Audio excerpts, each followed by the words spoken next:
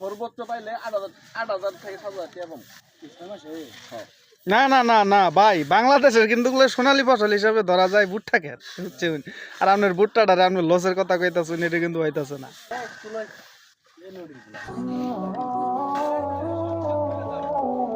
সব সেট খুলে দিই আজকে।